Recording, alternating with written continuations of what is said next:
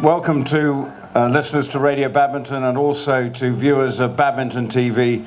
Delighted, and the spectators who are here and obviously have enjoyed a most fabulous day sport and crowning a new badminton champion in Laura Collett, sitting there with a well-deserved glass of champagne after just a magical exhibition of eventing over the 3 days, after the dressage, the cross-country yesterday, and nailing it with her show jumping round today. Well, in second spot, of course, Ros Cantor with her wonderful young horse, Lordship's Gruffalo, and then in third spot was Oliver Townend on Swallow Springs. But they've provided the first British all-three at the championship since 2002.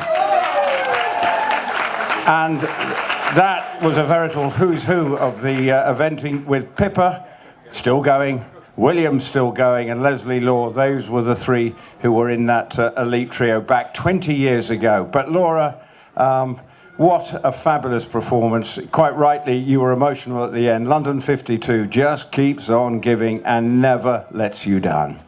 No, he is a horse of a lifetime. He's done so much for me, and I said coming into this week he owes me nothing, and he goes and does that. So I'm just the luckiest girl in the world to be sat on a horse like him. He just gets better and better, and the most exciting thing is he's still young enough to come back and do it all again, hopefully. And what was your feeling coming into it? Because obviously there's a bit of a cushion. So how was your mindset going into it when you saw, obviously you were last to go, you'd seen what Ros had done, you'd seen what Oliver had done. What were you thinking? I was thinking that I actually would have rather Ros had a fence down, so I had two fences in hand, but that's just greedy. It's not often that you get to go into the lead at badminton with a fence in hand, so you know, at the end of the day the horse is phenomenal, and he just jumped better and better and better. Piggy said to me this morning in the stables, would you swap him for any other horse in the field? And I said no, I'd probably swap the rider but not the horse. So yeah, I just had to remember that I was sat on an unbelievable jumper, and he showed it today. Okay, it's only just happened a couple of hours ago, but can you take stock of what you've achieved almost in the last sort of since the Olympics? Now you've got them backed it up by the returning to badminton, the crowds were there, you've almost sort of raised it another level. I can't really sum it up, to be honest. I've had a whirlwind 18 months from him winning my first 5-star at Poen at the end of 2020 to going to Tokyo and winning an Olympic gold medal to coming here and winning my first badminton. There are no words. Sorry, I'm not very good at talking. But yeah, just... You're doing a good job. Talk really fast. Yeah, I think I should shut up now. Yeah, like he just, yeah, like I said, a horse of a lifetime. You'll get your turn in a minute, Oliver. Right.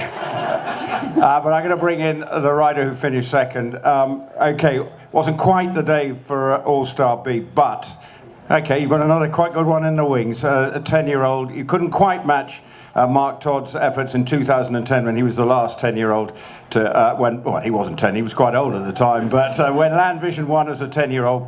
But this horse, you must be just thrilled with the potential to come out here at Badminton and finish second, double clear. Yeah, I mean, you couldn't say it better. He is an amazing horse.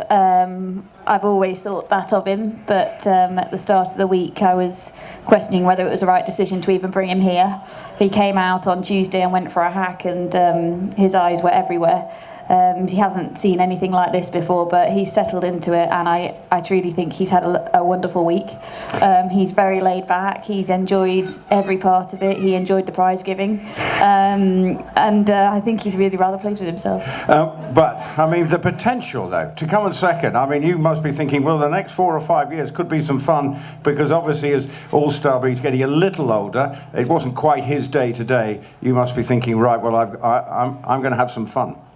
Yeah, absolutely. I mean, at the you know, before the dressage test, I would have been happy with 2 clean flying changes out of the 4. So to be where I am now on him, I think he's learnt so much in the last few days that there's lots more to build on. There's lots more to come, hopefully. Exciting times. You put the pressure on London 52, and the older that horse gets. But Oliver, well, you had two in the mix. Wasn't quite to be with both Swallow Springs and Ballymore class, but still another amazing, consistent performances from your horses. And also, when you look at Swallow Springs, first time that you've ridden the horse at this level. Yeah, very special week. I think the consistency. I keep knocking at the door, don't I? It's a long time since. It's the third time at Badminton on the bounce that we've had two in the top six. So the consistency is there, and I just keep turning up, and hopefully I get a turn again soon. But no, the horses are very professional, special horses. Andrew Nicholson's obviously done a great job on producing Swallow Springs, and obviously Ballymore classes, again, hugely special. So a very good week and actually enjoyable. It's been great to see people back at events, and I think that the atmosphere has been unreal. I've really enjoyed that, and I hope everybody that has come through the gates has enjoyed the sport as much as us three definitely have. So well done to you guys. And what have you learnt about Swallow Springs at this level from you? Okay, Andrew Nicholson was... Did you find something new, or was it just... This was almost a finished article already? I learned that when you ride Andrew Nicholson's horses, sometimes they make you look like Andrew Nicholson. Especially coming out the quarry. Like, I am now the new Mr. Stickability, okay? But no, he's a good horse, a professional horse. I've been riding for Andrew on and off for 20 years now. I used to ride Mr. Smithy at home when Andrew used to ride him for the owners. So we've known each other a long time, and he's done an amazing job of producing him. Well, Laura, I'm going to leave the final word with you. Just sum up well, British benting is in such a strong place. The selectors are going to have obviously a few issues, but I think you might be on the plate, Whitley. But the strength in depth, it is a wonderful time for the sport, and you're now the new superstar in it. Yeah, like the British team is unbelievable at the moment. They just seem to keep upping the game, and it's keeping us all on our toes, that's for sure. But I think we all like a challenge, and here's to the next challenge of trying to get to WEG. And it should be fantastic in the autumn in Italy. But I just would like to say a big congratulations for you, Laura. A first time now you can call yourself and walk through the gates next year as a badminton champion. To Ros Cantor in runner-up and Oliver Townend, a big congratulations, and thank you so much for providing so much wonderful sport. Thank you.